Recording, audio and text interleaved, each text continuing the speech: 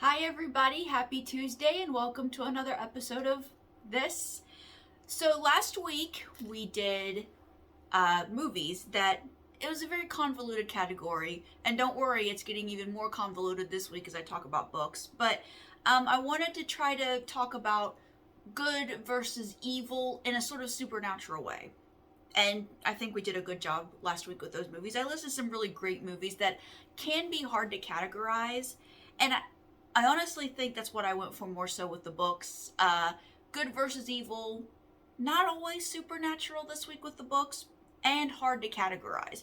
So I've got 12 books to talk about with you this week, and they're in no particular order. With the movies, I always try to list them by date because remakes and the titles of the movies are always the same. With books, it doesn't really matter because I'll give you the names of the authors. As always, it'll all be listed below. And I hope you check out some cool new reads. So first and foremost, we have to begin with The Exorcist, which was written by William Peter Blatty. And, I talked last week about how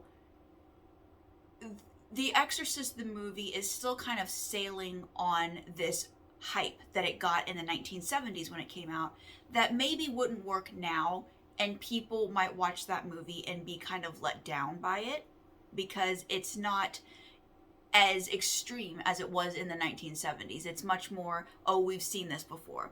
The book holds up.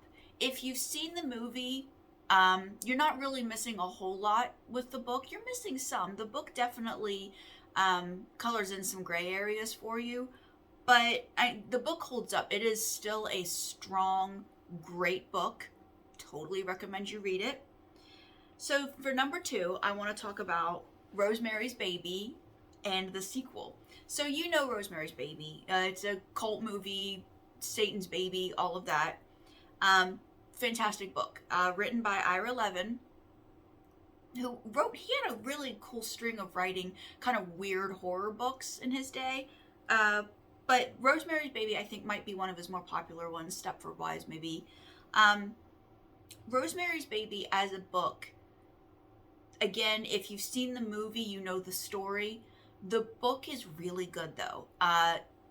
There are certain characters that are described differently.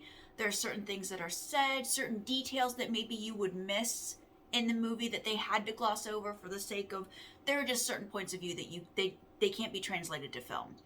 And I think it is a fantastic book. It's surprisingly thin for how much story is inside. It's a really quick read.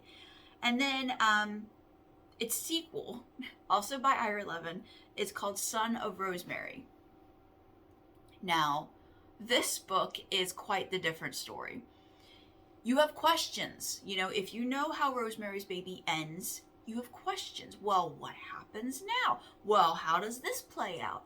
And it is all answered in the sequel.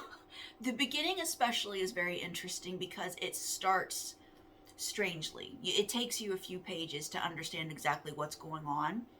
And the ending is interesting on Son of Rosemary. Not, I wouldn't say good, but it is interesting. That was a choice made in the ending of that book. And all the stuff in the middle, how do I say it? The son of Satan has an Oedipal complex, and it gets weird. So yeah, but also the personality of the son of Rosemary. It's interesting. It's the whole thing is an interesting choice. I don't know if I would recommend it. If you read Rosemary's Baby and love it, and at the end you have questions that you really want to have answered, yes, read the book. It is not a waste of your time, but it's weird. You know how that happens. Sometimes you watch something or you read something and you're like, well, that was weird. I don't know if that was good or bad. That's how I feel about Son of Rosemary. I don't even know if it's still in print. I had to get mine from a secondhand bookstore. But if you happen to run across a copy, yes, grab it, read it. You get some questions answered. Maybe you'll be into it. So next, I want to talk about The Nightmare Girl by Jonathan Janz. I can't imagine that there are any people left who haven't heard of Jonathan Janz or haven't read Jonathan Janz. He is kind of indie, but he's kind of like a big indie writer. I mean, it doesn't help that the guy looks like a male model, but he also, aside from also being one of the nicest human beings alive, like literally one of the nicest human beings alive, he's also a fucking amazing writer. I have yet to come across a story of his that I didn't like. And I actually have been screaming for years about The Nightmare Girl because I happen to think it's one of his best and it doesn't get talked about enough. This is a cult book with a supernatural bent, with kind of a haunting or a curse. It's a really good book. I can't give anything away except to say, we're going to be covering this on the Ghostwriters podcast. It's our next read. I don't know when we'll exactly be able to be getting to it because one of my co-hosts, Dave Thomas, is battling cancer for the second time. He's a fucking badass. And so it's taking time to get around it, for everybody to get around to reading it and to be able to record that. That episode will be spoiler filled. Please don't listen to it until you've read the book. It's a short read, and it's an amazing read. Really get a taste for Janz and his humanity, but also his skill in telling a gripping horror tale. Next, Night Thunder by Ruby Jean Jensen. If you know anything about me, you know I scream about how wonderful Ruby Jean Jensen is all the time. And Night Thunder, again, another cult book with a supernatural bent, like weird worm things, but Ruby Jean Jensen was a great writer in, pretty much at the beginning of the tale, what is going to happen. You know what the monster is, usually. And then there's a whole story of bringing you back around to meeting the monster, if that makes any sense. And she still, even with that, even with showing you up front, hey, this is the monster, this is what's going to be, fucking up your story, there's still a growing sense of dread throughout the entire book that she's really good at. Like, you find yourself being uneasy reading her works. Night Thunder, cult book, great. Ruby Jean Jensen, please everybody read her.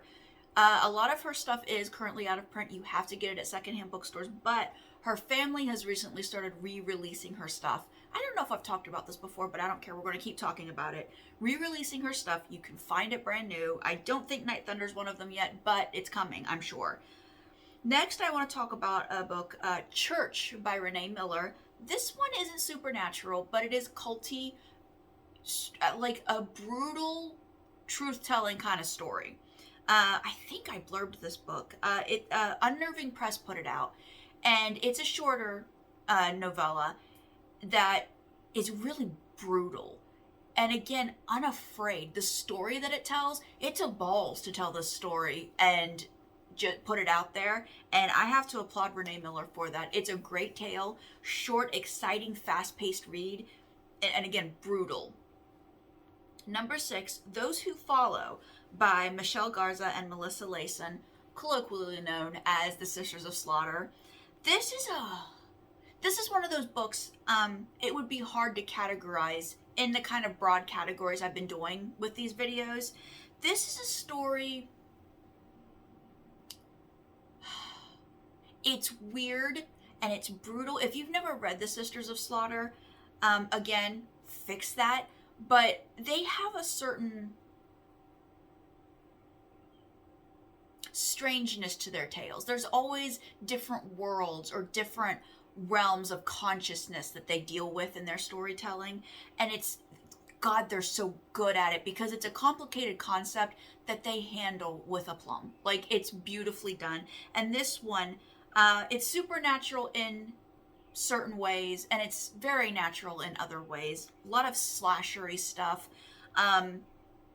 It's just a really good book, and it got an amazing cover. I totally recommend this book. I totally recommend The Sisters. So, next I want to talk about The Stand. Now, I talked last week about the movie The Stand. I talked about the 1994 miniseries that is, I think you can still watch it, I'm sure. But I talked about how the ending and how there are certain things throughout that miniseries that's very corny, very a little overly precious about some things, and you don't really get that with The Stand, the book. Now, this is a big book. When Stephen King goes big, he goes big. That's what? 1.5 inches, almost 2 inches long, thick. Oh my God. So, make sure you get the complete and uncut version. There are some older versions out there that kind of got cut down. You don't want to read those. You want to read the complete one. This story is amazing. It's a tale about conflict, yes, but it's mostly a tale about people. The whole world goes to hell. Massive pandemic, most of the world dies, and the very few people that are left, they start to be called. And the good people go to Boulder, Colorado. The bad people go to, of course, Las Vegas, at least here in the States. And there's kind of a showdown between good and evil. And the leader of the evil faction, his name is Randall Flagg. I have a point, just wait for a second. And if you only know Randall Flagg through The Stand, you might be led to believe that he's a demon, a denizen of hell of some sort of apostate of Satan. And that's not true. Stephen King has a shared universe. Everything ties together in everything Stephen King writes. And you are actually dealing with many stories that feature Randall Flagg. And he's not a demon. He's not an apostate of hell. He is a supernatural being. And if you backed me into a corner and made me tell you what is Randall Flagg, and I mean backed into a corner, I could kind of bastardize it and dilute it down and say he's an evil wizard. That is closer to what he is than a demon.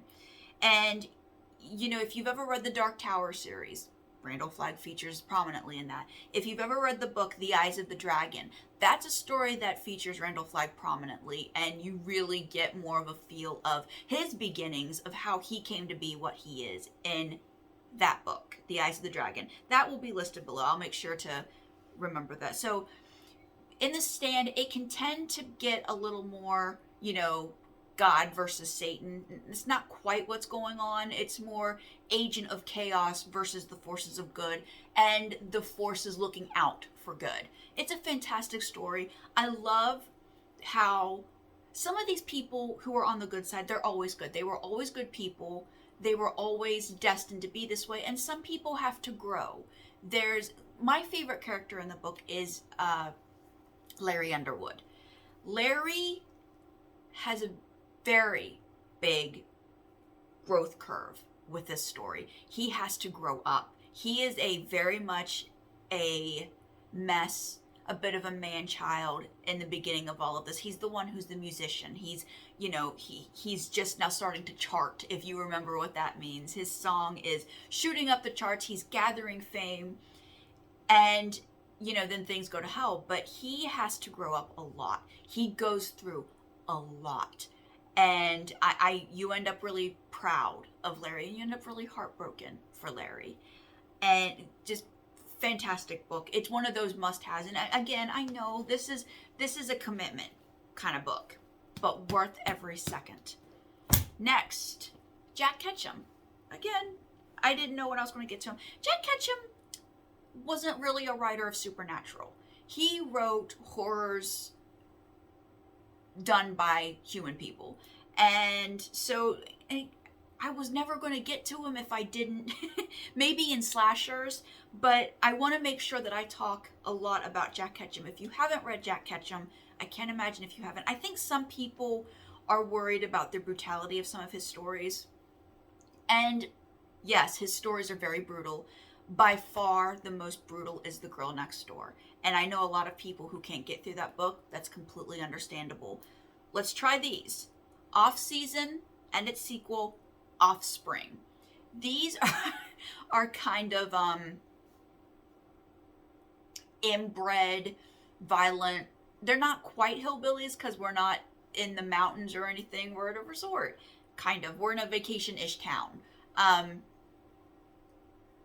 And yeah, there are inbred cannibal, those kind of things in there. His books have a lot of action in them. They're very fast-paced. They're not short reads, but they're not long either. But with the snappy pacing, everything goes wrong really fast. you get through them really fast, and you feel like, you know, your heart starts pounding out of your chest. You feel like you're having a heart attack reading Jack Ketchum sometimes. But totally, totally recommended. If you worry about like The Girl Next Door, if you think that might be too hard for you, try Off Season and Offspring. You might like them. They're not quite as personally horrible as The Girl Next Door can be. Although that's a book I love, but I also completely understand why some people can't get through it. The next I want to talk about is The Betrayed by Wesley Southern. Of course, Wesley Southern is one of my best friends. He was always going to make it onto at least one of these lists, but his book, his first full book, is The Betrayed, and I wanted to add it because last week I talked about movies where it was good versus evil, but sometimes evil isn't exactly where you would think it is, and that happens with The Betrayed, where there is good versus evil, but you're surprised on who isn't on Team Evil in this book. This is a brutal book down to the very last page. It's a great ride. And again, there is a moment like, well, that's an interesting choice. That's a new one. I haven't seen that one, and I still haven't. There's a choice made in this book. Still haven't seen it. It's great. It's fun. It's one of those books where, you know, if you're a horror fan, you're used to this kind of ride where a lot of blood and gore, monsters all over the place, and then you put him in a cage, huh? Well, brutal to the last page. Give it a chance. Wesley Southern, my friend. Here's another one by a friend. This one, again, because I added Ketchum's Off Season and Offspring, I wanted to add this one. This is Chasing Ghosts by Rolfe. This one is a novella. Super quick read, super fast paced. This is also, it might have fit more in a slasher, but kind of not. It's hard to categorize this one, but I think it might be one of my favorites that Glenn has ever written. If you've never read Rolfe, again, fix that. Glenn's got lots of stuff out there, and he writes consistently fun stuff. I featured Glenn when I was talking about werewolves. His book, Blood and Rain, is one of the best modern werewolf books I've read. Chasing Ghosts, very thin, very brutal. You can see his influences in this book very clearly, and it is a book written by a fan, but it is written well. It is a fun book. It is a great book. And then that's it. I have another one on here, but I'm going to change it to another list. These are all fun books. I have no idea what I'm going to do next week. If you have any recommendations, any requests, please hit me up. Otherwise, I might just start getting into ghosts and haunted houses and the various categories that come with that. We'll be on that for a long time because ghosts alone covers a multitude of things. So that'll be it for me. Again, these will all be listed below. Please check out some new books if you haven't. If you have read some of these, what do you think? Do you disagree with some of these books that I like? That's crap, Summer. You can say that. It's okay. I might not reply to you, but you can still express your opinion. So thank you as always for being here with me. Have you noticed that the clicker is working with the new phone? It's amazing. I'm so happy. I'm not having to do, battle with it. Watch, it's going to make me a liar today. But thank you as always for being here with me. I will be back next week, and that'll be it for me. I hope the world is treating you well. I hope everything is okay. I hope the weather's warming up and things are looking optimistic for you. So, until next week, my friends. Bye-bye.